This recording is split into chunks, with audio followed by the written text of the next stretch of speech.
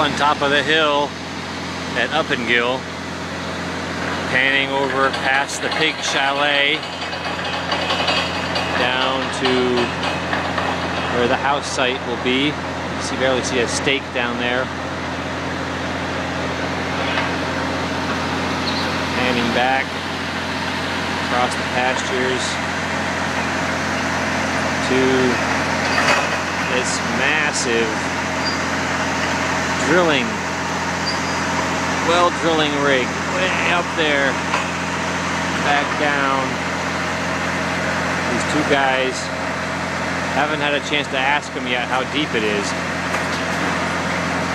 but looks like they hit some sort of stone, the ground, that dark color.